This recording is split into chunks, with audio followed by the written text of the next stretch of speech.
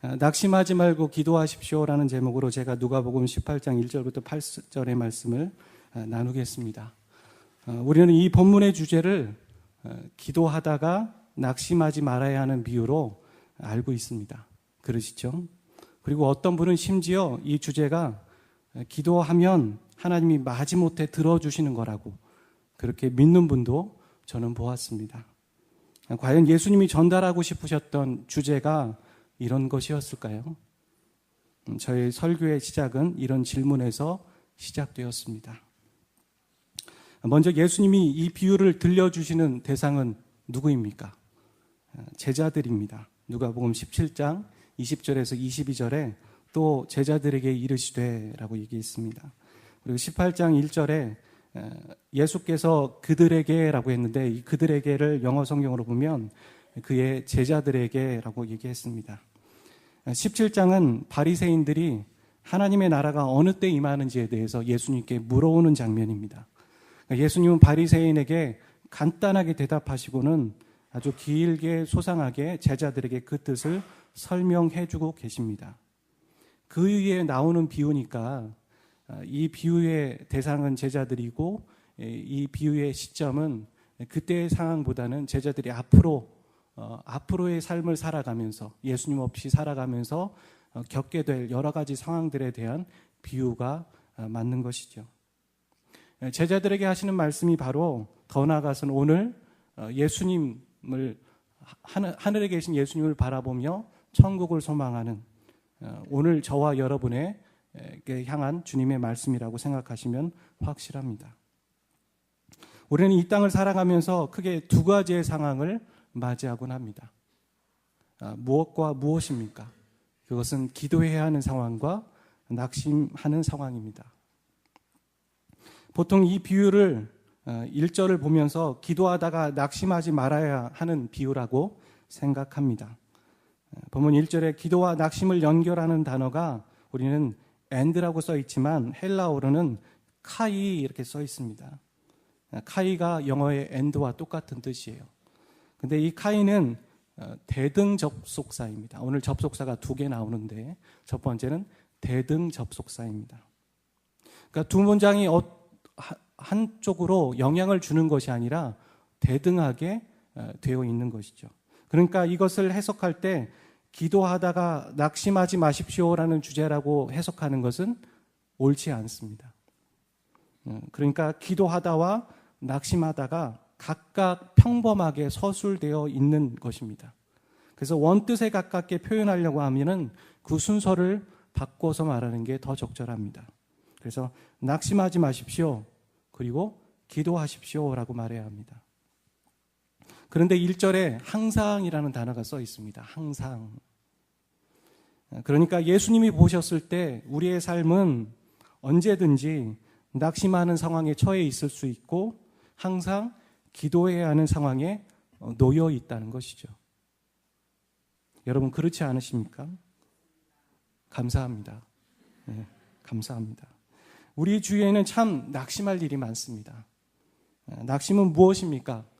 내가 바라던 일을 하다가 이루어지지 않고 도리어 억울하고 원통한 일을 당할 때 우리는 낙심합니다. 우리는 낙심된다는 말을 할 때 억울하고 원통한 일을 생겼을 때 우리 마음이 상하게 되면 그때 낙심이 되는 것입니다. 억울하고 원통한 일. 본문에 보니까 원한이라는 말이 나옵니다. 3절, 5절, 그리고 7절, 그리고 8절. 원한이라는 단어가 4번이나 나옵니다. 이 원한이라는 단어가 아까 말씀드린 것처럼 억울하고 원통한 일입니다.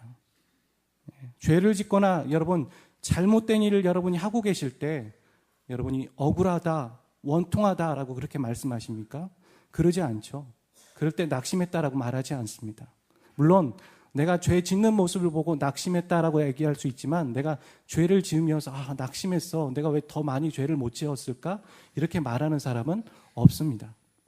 보통은 바른 뜻을 가지고 살아가려고 하는데 열심히 살아가려고 하는데 나는 그런 의도가 아니었는데 오해를 받고 혹은 이유 모를 일을 겪게 될 때 우리는 마음이 상하면서 낙심하게 되는 겁니다.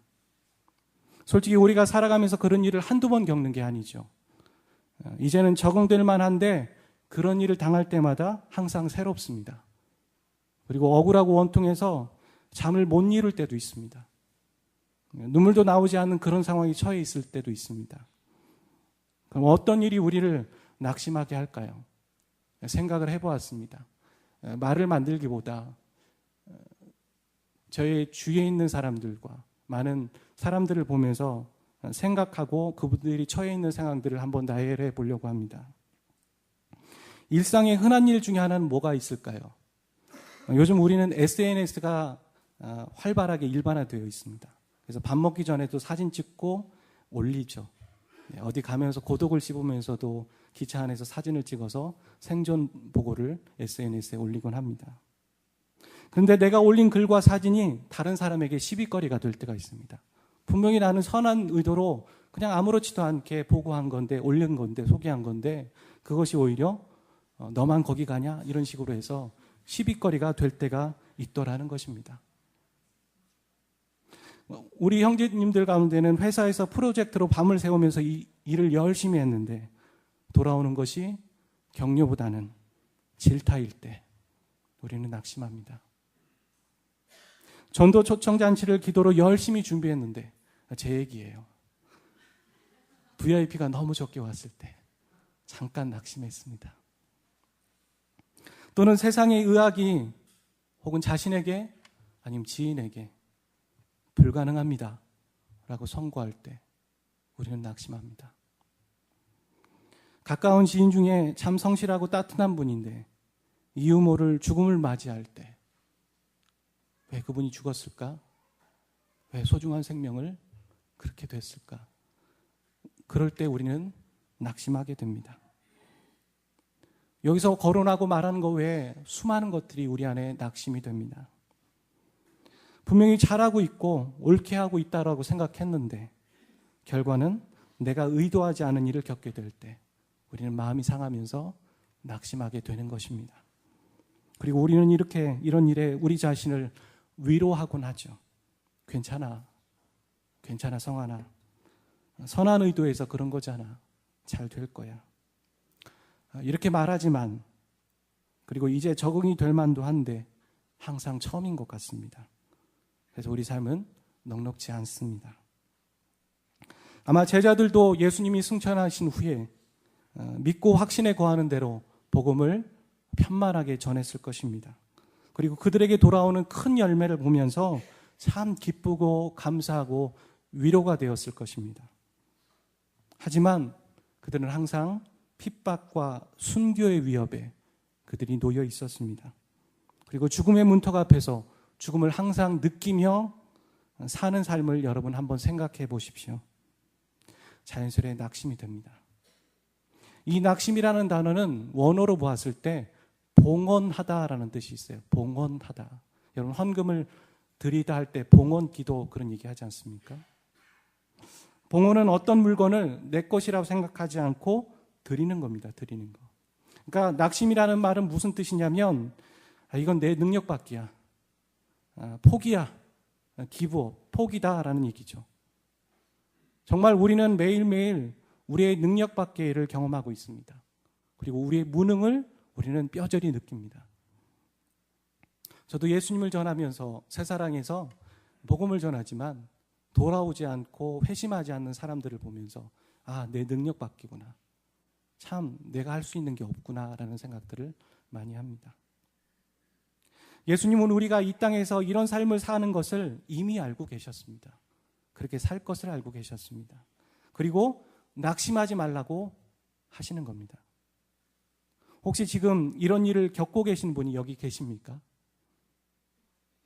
성령께서 그분의 마음을 위로해 주시기를 주님의 이름으로 축복합니다.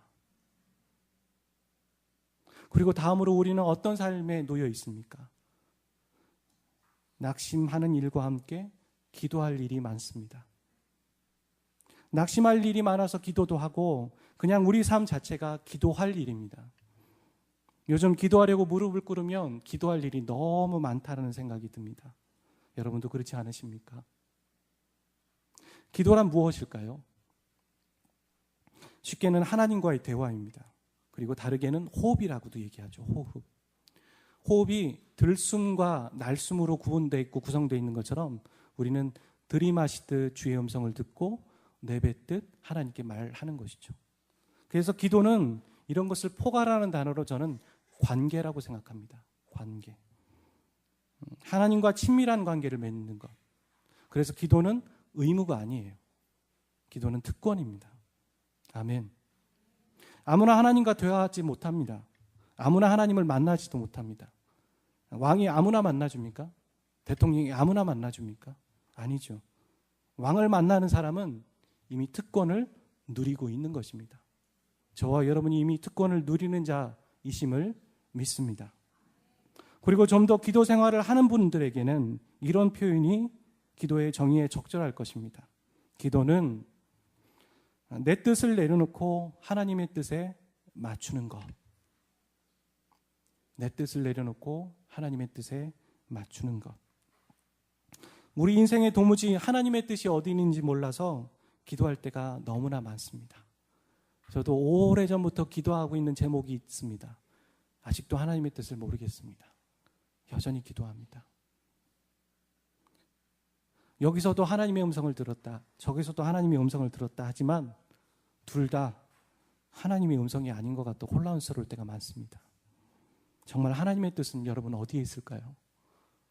이 교회를 향한, 아니면 여러분 각자를 향한, 이 한국교회를 향한 하나님의 뜻은 어디에 있을까요? 솔직히 미래에 대해서 다 알고 있다면 우리는 하나님을 의지하지 않을 겁니다. 알고 있는데요. 근데 미래를 알지 못하고 그것을 개척할 힘이 없기 때문에 우리는 하나님의 뜻을 구하며 기도하는 것이죠. 매 순간 나의 무능을 고백하며 하나님의 뜻을 알기 위해 기도할 수밖에 없는 상황, 그게 우리의 상황입니다. 오늘을 살아가는 우리의 삶에는 낙심할 일과 그리고 기도할 일이 즐비합니다. 우리에게 이런 일이 있을 것을 누구보다도 주님은 알고 계셨습니다. 그래서 이 비유를 말씀하고 계신 거예요. 이 비유에는 누가 나옵니까? 과부와 재판관이 나옵니다. 과부는 억울함을 호소하고 재판관을 찾아가지만 재판관은 어떻습니까? 무례하기 짝이 없습니다. 사람은 기본적으로 무시하고 하나님도 두려워하지 않는 아주 교만한 사람입니다. 세상적으로 아쉬울 것이 없는 완벽한 사람입니다. 그러니까 하나님도 두려워하지 않고 사람도 무시하죠. 그런데 과부가 재판관을 찾아가 자기 원한을 풀어달라고 재판관을 아주 번거롭게 그리고 귀찮게 했나 봅니다. 그랬더니 재판관이 과부의 이야기를 들어주었다는 것이죠. 5절을 한번 보십시오. 재판관이 과부의 소원을 들어주며 이런 말을 합니다. 내가 원한을 풀어주지 않으면 과부가 날 귀찮게 할 테니 들어주겠다. 여러분, 어떤 느낌이 드십니까? 거만한 재판관의 입에서 나오는 이 말이 어떻게 들리십니까? 다르게 표현하면 이런 것이에요. 들어주고 싶지 않은데 자꾸 네가 성가시게 하니까 귀찮아서 이거나 먹어라 하면서 들어줬다는 표현이죠. 재판관은 들어주면서도 과부가 귀찮았습니다. 재판관은 과부의 원한에는 별 관심이 없습니다. 그러면 이런 표현을 듣고서도 이 비유를 우리는 하나님께 떼쓰고 성가시게 하면 들어주는 거니까 떼써야 한다라는 주제로 이해해야 할까요? 주님은 왜 무례한 재판장을 이 비유로 들어서 설명하셨을까요? 그러면 그것은 하나님은 무례한 재판장이 아니시라는 겁니다. 할렐루야. 반전을 노리고 있는 것이에요.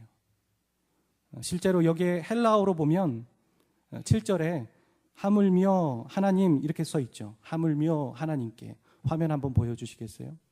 네. 하물며 하나님. 이 단어는 그냥 한국말로 봤을 때는 하물며 하나님인데 헬라어로 보면 이렇게 나눠져 있습니다. 세 단어가 있어요. 그리고 그런데 하나님, 그렇게 되어 있는 것이죠. 근데 아까 제가 접속사가 2개 나온다고 말씀드렸죠. 아까 나왔던 카인은 대등 접속사예요. 기도와 낙심을 대등하게 준 거죠. 근데 이 접속사는요, 우위 접속사예요. 우위. 그러니까 앞에 있는 것보다 뒤에 있는 게 비교할 수 없을 정도로 크다라는 얘기 하는 거예요. 즉 앞에 있는 불의한 재판관인 그보다 하나님이 더 크시고 비교할 수 없을 정도로 우위에 있다라고 말하는 거죠. 그러니까 세상에는 무례한 재판관이라도, 아무리 무례한 재판관이라도 그 앞에서 떼쓰면 들어준다는 거예요. 하지만 우리 하나님은 떼써서 우리에게 아유 귀찮아, 야 들어줄게라고 들어주시는 분이 아니라는 겁니다. 할렐루야. 하나님은 우리의 원한을 어떻게 풀어주시기 원하십니까? 먼저 속히 풀어주기 원하십니다. 하나님은 저와 여러분의 낙심과 근심거리를 먼저 하시고 속히 풀어주기 원하십니다. 즉 지금의 상황이 굉장히 낙심할 만한 상황인데 하나님께 기도해라, 낙심도 하지 말아라 말씀하시는 것이죠. 우리의 재판장 되신 하나님은 저 세상의 불의한 재판장과 비교할 수 없다는 것이죠. 하나님은 택하신 자의 원한을 스스로 풀어주시는 분이십니다. 그래서 이 말씀은 기도하다 낙심하지 말라는 비유도 아니고 하나님 앞에 떼써서 기도 응답을 받을 수 있다는 비유도 아닙니다. 이 말씀은 우리가 믿는 하나님이 어떤 분인지 소개하고 있는 거예요. 그분이 어떤 분인지. 그 하나님 때문에 낙심하지 말고 그 하나님 때문에 소망을 가지고 기도해라 라고 말씀하시는 거예요. 과연 예수님이 제자들을 떠나시고 제자 공동체를 남겨두시면서 그들에게 무엇을 남겨주기 원하셨을까요? 기도하는 방법일까요? 세상을 살아가는 방법입니까? 낙심하지 않는 비법입니까? 예수님은 하나님을 소개하고 있습니다. 우리가 기도를 잘하는 방법은 기도의 방법을 배우는 게 아니라 기도의 대상인 하나님을 깊이 알아가는 것입니다. 우리가 낙심하지 않을 수 있는 것은 그 낙심 위에 있는 우리를 사랑하시는 하나님을 볼 때입니다. 우리가 예배를 잘 드릴 수 있는 방법은 예배학교에 가서 훈련받는 것이 아니라 하나님을 더 깊이 알면 됩니다. 오늘 우리는 이 하나님을 예수님으로부터 저와 여러분이 소개받고 있습니다. 그렇다면 하나님은 근본적으로 무례한 재판장과 무엇이 다릅니까? 첫째로 하나님은 택하신 자를 사랑하신다고 말합니다. 하나님이 택하신 자를 사랑하신다는 말은 다르게 생각해 보면 하나님은 우리를 일로 대하시지 않는다는 거예요. 우리를 도구로 삼지 않으신다는 거예요. 필요에 따라 대하지 않으신다는 거죠. 필요에 따라 쓰고 필요 없으면 버리는, 그렇게 우리를 대하시지 않는다는 거예요. 일로서 대하는 사람은 그 필요가 사라지면 그를 상대하지 않습니다. 그리고 그때 그 상대방은 이런 느낌이 들죠. 아, 내가 이용당했구나. 그런 생각이 듭니다. 마치 요한복음 8장에 보면 간음하다가 현장에 잡힌 여인을 누가 데려옵니까? 바리새인과 서기관이 데려와서 그 여인을 예수님께 고발하고 예수님을 공경에 처하게 하고 있어요. 바리새인과 서기관은 처음부터 끝까지 시종일관 그 여인에게 관심이 없어요. 그 여인은 그냥 도구 삼는 거예요. 필요에 따라서, 자신들의 필요에 따라 도구 삼는 거죠. 근데 우리 주님은 어떠셨습니까? 그 영혼에게 관심이 있으셨습니다. 우리 주님은 세상의 재판장과 이렇게 다르시다는 겁니다. 하나님은 우리 한 사람 한 사람을 상대적이 아닌 절대적으로 사랑하십니다. 여러분 믿으십니까? 저 사람보다 내가 낫기 때문에 내가 사랑을 받는 게 아닙니다. 저 사람보다 내가 못하기 때문에 사랑을 덜 받는 것도 아닙니다. 하나님은 이 세상에 죄인 한 사람만 있다 해도 그 한 사람을 위해서 예수님을 십자가에 못 박으실 분입니다. 우리는 그 한 사람에 해당합니다. 그 하나님의 절대적인 사랑을 우리가 상대적으로 보기 시작할 때 불행이 시작되는 거예요. 여러분 자신을 누구와 비교하게 될 때 불행하다 느끼지 않으십니까? 자신을 누구와 비교하지 마십시오. 여러분은 그렇게 비교할 만한 존재가 아닙니다. 비교할 수 없는 독보적인 존재입니다. 하나님은 여러분을 누구와 비교하지 않으십니다. 두 번째, 하나님은 불의한 재판장과 뭐가 다릅니까? 우리의 원한을 속히 풀어주기 원하신다는 거죠. 속히. 오늘 본문에 원한을 속히 풀어주겠다는 뉘앙스가 두 번이나 나옵니다. 7절에 원한을 풀어주지 아니하시겠느냐? 그리고 오래 참으시겠느냐? 그리고 8절에 속히 원한을 풀어주리라.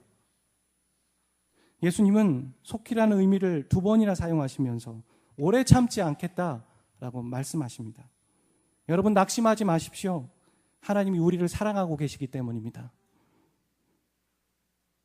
저와 여러분의 원한을 속히 풀어주기 원하십니다. 세 번째, 하나님은 불의한 재판장과 뭐가 또 다릅니까? 우리의 원한을 풀어주신다라는 것은 우리의 원한을 다 알고 계시기 때문입니다. 여러분, 우리는 혼자 살 수 없는 존재입니다. 우리는 다른 사람들의 인정도 받고 삽니다. 그리고 그게 필요할 때가 너무나 많습니다. 그렇죠? 우리가 SNS에 사진을 올리고 글을 남기는 이유는 무엇입니까? 누군가에게는 보여주기 위한 거예요. 누군가에는 인정을 받고 싶은 것도 있고요. 인정 없이 살아갈 수 있는 사람은 없습니다. 그렇지 않습니까? 누군가의 격려도 인정의 하나에 포함되는 것이죠. 네가 힘들었구나. 내가 네 마음을 안다. 그런 것처럼 우리는 인정받고 싶어 하는데 하나님은 이미 우리를 인정하고 계신 것입니다. 할렐루야. 하나님 우리의 마음과 원한을 다 알고 계시다는 거예요. 그래서 그것을 풀어주고 계신 거죠. 속히 풀어주기 원하시는 겁니다. 그런데 마지막 절에 8절에 이런 말이 나오고 있어요. 우리를 혼란스럽게 합니다. 그러나 인자가 올 때 세상에서 믿음을 보겠느냐 하시니라. 이 말씀은 무엇일까요? 속히 풀어주겠다라는 하나님의 모습과 인자가 올 때 믿음을 보겠냐는 표현은 뭔가 같이 맥락이 연결되지 않습니다. 우리는 여기서 큰 하나의 성경적인 주제를 놓쳐서는 안 됩니다. 이 본문을 해석할 때 그렇습니다. 사람들은 이 비유를 들으면서 오해했던 게 있습니다. 그건 무엇이냐면 마치 우리 뜻과 요구를 하나님께 귀찮게 하여서 얻을 수 있고 하나님의 뜻을 바꿀 수 있다. 우리가 기도하면 하나님의 뜻을 바꿀 수 있다라고 생각합니다. 하지만 우리가 잊지 말아야 할 것, 성경의 전체적 흐르는 주제, 그것은 바로 하나님의 주권입니다. 하나님의 주권. 하나님의 다스림과 통치 아래 인간이 있습니다. 인간이 아무리 탁월하더라도 하나님의 주권 아래 있으며 하나님의 주권 앞에서는 나약한 존재입니다. 시편 127편 1절에 이런 말씀이 있습니다. 여호와께서 집을 세우지 아니하시면 세우는 자의 수고가 헛되며 여호와께서 성을 지키지 아니하시면 파수꾼의 깨어 있음이 헛되도다. 시편 139편 7절에서 10절. 내가 주의 영을 떠나 어디로 가며 주의 앞에서 어디로 피하리까? 내가 하늘에 올라갈지라도 거기 계시며 수월에 내 자리를 펼지라도 거기 계시니 아이다. 내가 새벽 날개를 치며 바다 끝에 가서 거주할지라도 거기서도 주의 손이 나를 인도하시며 주의 오른손이 나를 붙드시니이다. 사람이 만물의 영장이라고 하지만, 그리고 그 사람이 인간이 대단하다고 하지만 인간은 죄를 해결할 수 없는 존재입니다. 달을 가고 생명 연장의 꿈을 갖고 있지만 죽은 사람을 살리는 것은 여전히 기적의 범주입니다. 우리는 하나님이 우리를 사랑하시고 자기를 희생하셨기 때문에 모든 것을 우리 마음대로 할 수 있고 해야 한다는 착각을 버려야 합니다. 시편 23편 2절에서 3절을 보십시오. 그가 나를 푸른 풀바다에 누이시며 쉴 만한 물가로 인도하시는도다. 내 영혼을 소생시키시고 자기의 이름을 위하여 의의 길로 인도하시는도다. 우리 영혼을 소생시키시는 이유는 자기의 이름을 위해서입니다. 하나님이 우리를 구원하시는 선한 동기는 우리를 사랑하시기 때문이에요. 에베소서 2장에 나옵니다. 하지만 하나님이 우리를 선하게 사랑하시지만 그 목적은 오는 세대에 하나님의 덕을 선전하고 하나님의 이름을 전하기 위해서예요. 그분의 이름을 위해서 우리를 소성시키셨다고 말하는 겁니다.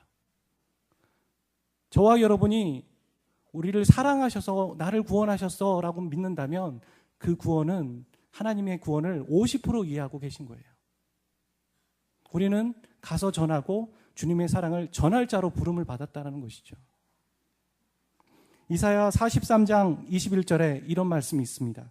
이 백성은 내가 나를 위하여 지었나니 나를 찬송하게 하려 함이니이다. 우리 때문에 하나님이 있는 것이 아니라 하나님 때문에 우리가 있는 것입니다. 여호수아 5장에 보면 여호수아가 여리고성을 함락하기 전에 혼자 여리고성 근처까지 갑니다. 아마 장수로서, 리더로서 미리 한번 봤을지 모르겠어요. 근데 그때 여호수아는 누구를 만납니까? 여호와의 군대 장관을 만나게 됩니다. 그 앞에 설 기회가 있었습니다. 그리고 그는 군대 장관에게 이렇게 묻습니다. 보통 상식적이고 흔한 질문이긴 하죠. 전쟁 앞에서, 전장에서 그렇게 물을 수 있을 것입니다. 너는 우리를 위하느냐 아니면 우리의 적들을 위하느냐, 너는 누구 편이냐라고 말하는 거죠. 하지만 여호수아는 그가 여호와의 군대 장관이라는 것을 알고 어떻게 합니까? 엎드립니다. 경배하는 거예요. 여러분, 이 여호와의 군대 장관은 누구일까요? 그분은 그냥 여호와의 군대 장관이 아니라, 천사가 아니라 예수 그리스도이신 거죠. 왜 그렇습니까? 성경에 보면 천사들에게 하나님의 사람들이 경배하려고 할 때 같이 나한테 경배하지 마라. 우리 같이 주님을 찬양하자. 주님만 경배하자라고 얘기합니다. 근데 그는 경배를 받았어요. 그는 천사가 아니라는 것이죠. 그분은 예수 그리스도이십니다. 우리는 여호수아처럼 이 예수님 앞에서 이런 질문을 던지고 있어요. 당신은 누구 편입니까? 당신은 제 편입니까? 내 편입니까? 당신은 쟤네들 편입니까? 우리 편입니까? 그 얘기를 우리가 하고 있다는 얘기예요. 그러면 어떻게 말해야 되겠습니까? 저는 예수님 편입니다. 저는 당신 편입니다. 그게 맞는 말입니다. 아멘. 우리는 성도로 이 땅을 살아가며 하나님의 주권을 인정해야 합니다. 그 하나님의 주권은 무엇입니까? 우리가 낙심되는 상황에서도 하나님은 나를 선하게 인도하실 거라는 주권입니다. 하나님은 택하신 자들의 원한을 오래 내버려 두지 않으시고 속히 풀어주실 것이다라는 주권입니다. 그 주권을 신뢰하는 것이 바로 여기 나와 있는 믿음입니다. 이 비유의 대상자이신 저와 여러분, 낙심하지 마십시오. 하나님은 우리를 사랑하십니다. 기도하십시오. 하나님은 우리의 원한을 속히 풀어주기 원하십니다. 우리가 하나님 편이 아닐 때도 이미 하나님은 우리 편이셨습니다.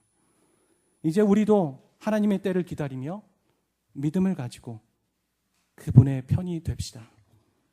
그런 결단이 오늘 저와 여러분에게 있으시기를 주님의 이름으로 축원드립니다. 우리 잠시 기도하도록 하겠습니다.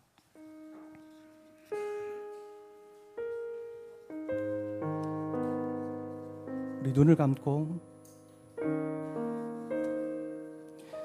저와 여러분의 삶 가운데 지금 낙심되고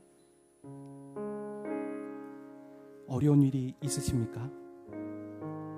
오래전부터 기도하고 기도하였는데 이루어지지 않아서 더 낙심되는 것이 있으십니까? 나는 선하게 그리스도인답게 살려고 했는데 그것이 오히려 부메랑이 되어서 나를 얽매이는 그런 것이 되어 낙심하고 계시지는 않으십니까? 우리 삶 자체가 다 그렇습니다. 하지만 주님은 오늘 이 말씀을 통해 우리에게 말씀하십니다. 하나님이 너의 낙심을 속히 풀어줄 것이다. 너의 원한을 속히 풀어주리라. 내가 세상의 재판관과 근본적으로 다르다라고 말씀하십니다. 그러면서 우리에게 말하시는 거죠. 낙심하지 말거라. 기도해라. 우리 시간 우리 안에 살아서 역사하시는 우리의 소망 되신 하나님 바라보며 우리가 그동안 하지 못하였던 그 기도를, 그리고 더 그 기도를 더 깊게 하나님께 기도하며 나가기를 원합니다. 하나님 감사합니다. 우리의 원한을 다하시고 그 원한을 속히 풀어주시기 원하시는 하나님을 찬양합니다. 하나님의 때, 하나님의 정확한 때 우리를 그렇게 풀어주실 것을 기대합니다. 우리가 갖고 있었던 인간적인 낙심과 억울함과 분통함을 다시 한번 신앙으로, 기도로 승화하기를 원합니다. 하나님을 더 알아가기를 원합니다. 하나님을 더 깊이 사랑하기를 원합니다. 예수 그리스도의 이름으로 기도하였습니다. 아멘.